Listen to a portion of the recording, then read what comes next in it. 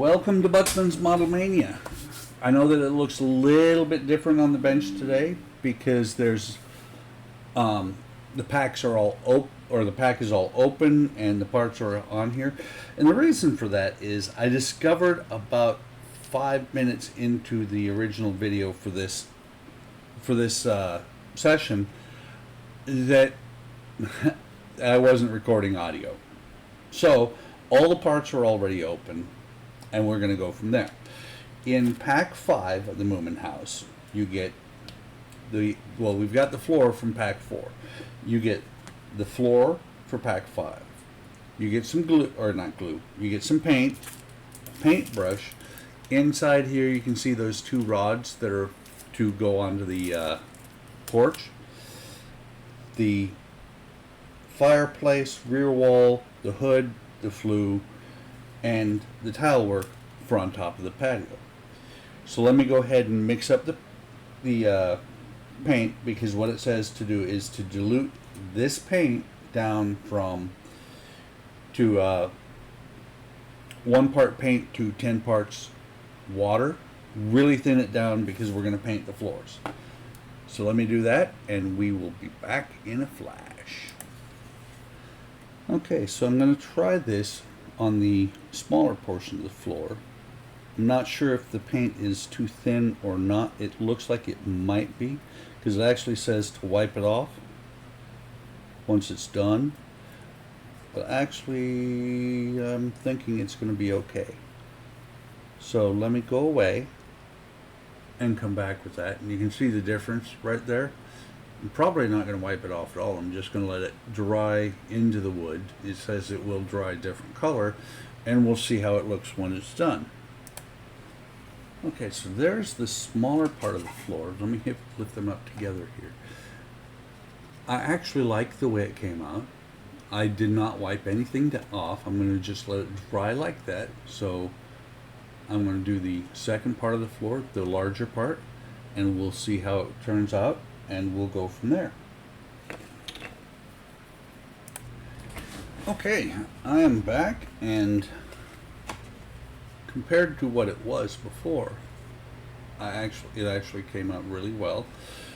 Doesn't show up on camera that well. The laser etched lines are still there, but you can see the wood grain a lot better now. So what it says to do is to take these parts and just press the 2 floor parts together. And it says if it doesn't come together flat, let me see, does it actually, it says glue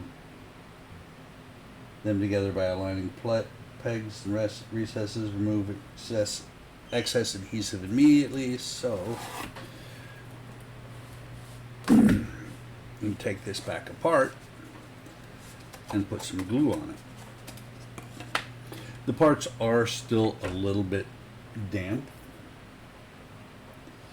Let's see, there's my Elmer's. Where is my other glue? Looks like I may be using Elmer's this time because I don't see my regular glue. Ah, there it is. It's a better glue. It's still a white glue, but it's a better glue. So let me get some glue all the way along here.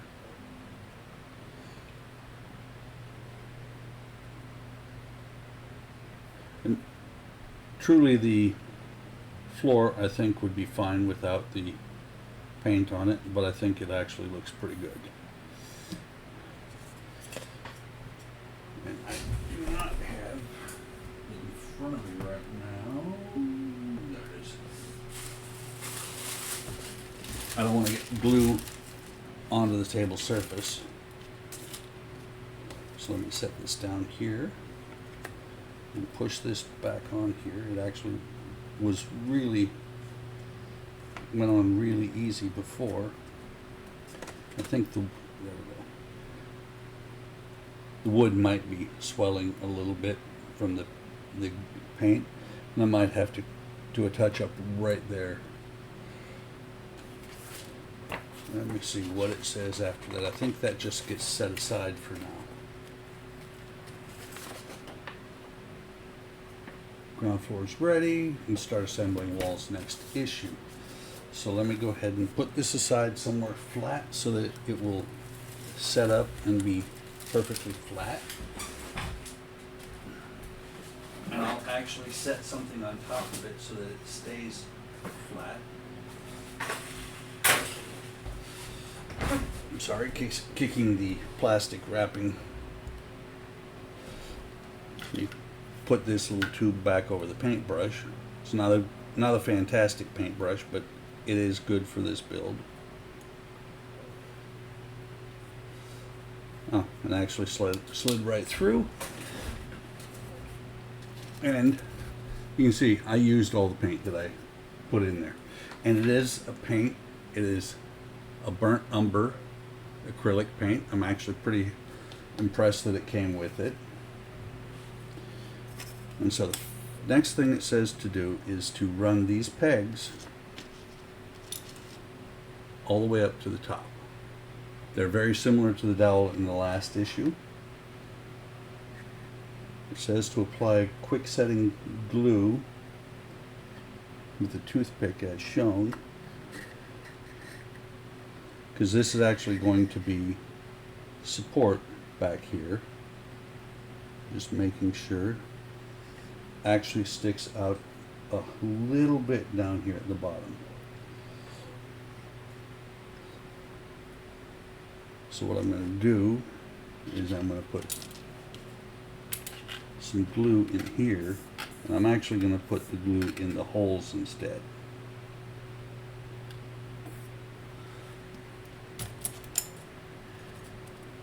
Got my little blue stick, which used to have some cotton on it. I'm going to just put it in the hole like that.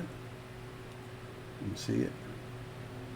And then stick this down into the hole, taking the glue with it so that it's in there like that. I'm going to do the same with the other one. I wonder. Now, actually, I'm going to push these all the way down once I've got the second one in there, because I think those are actually supposed to be cut to length, and that's how tall it is supposed to be. So I may have a slight lean to the back because I actually have corrected it some.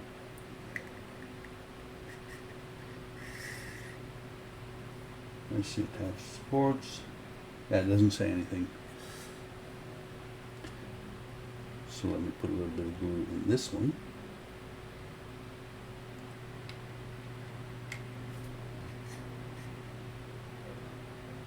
Find the hole. Push it in, and yeah, this one's a little bit further down, so if I push this down like that, you can see on the side camera that it's actually holding it. So the next thing to do is going to be the tiles on the roof. I'm going to cut them loose. I will come back, show one, and then I'll do the rest. So I just wanted to show real quick. That's one set of tiles. And you see they're labeled 1 through 6. 6 does not have a label. They go on the right side of the roof, and they're actually sized to fit. And what will happen is you'll put the first one down, and then each one progressively will go to the line above it, just with some glue across the top edge. So I'm going to go ahead and put a first couple in and then come back. Okay, there are parts 1 and 2 glued on. Let me apply glue for part 3, and we'll do it as well. So it says just at the top, but what I'm doing, I'm interpreting top to mean this entire top area where the wood is, not so much on the paper itself. It's a very thick paper. It's got some on there. It's more of a cardboard, very thin cardboard. Put it on there like that. Take tile set 3, set it on here, line it up with the line above it, push it down into place, and there you go. I think that looks fantastic. It actually sticks up a little bit. Let me see, that's down a hair. And it doesn't have to be perfect because it's going to be covered by the next row. So I'll be back once I've got all of them done. So there's half the roof done. I think it looks pretty awesome to myself. Tiles are kind of up and down as they desire. And it looks, to me, looks like a very small scale of a real roof.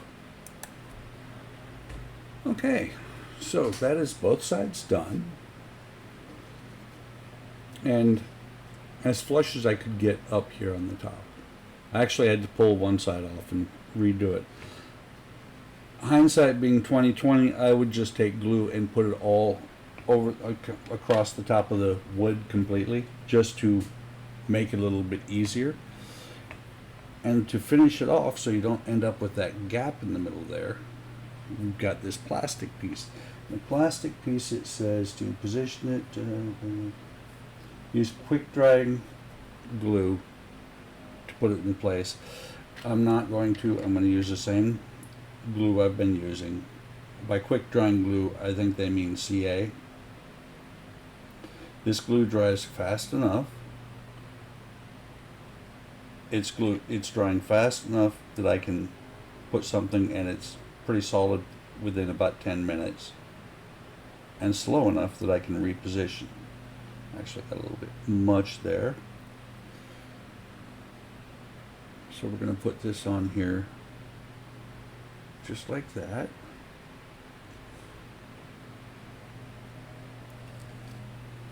Take the excess off with the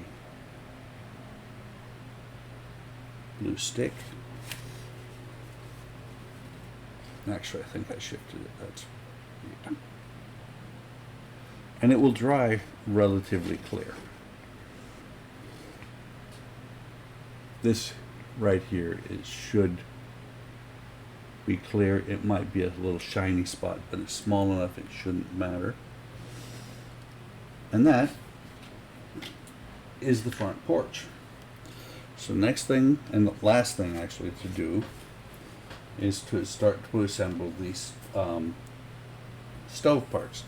So these parts came in the same pack. Looking at it and looking at this piece, there's a groove in here. I believe that this should go this way.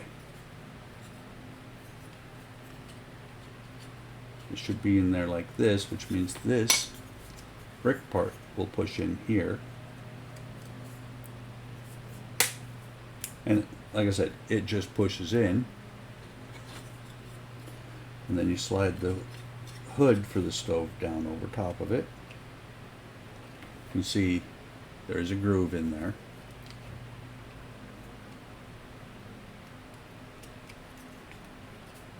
Kind of missing the groove.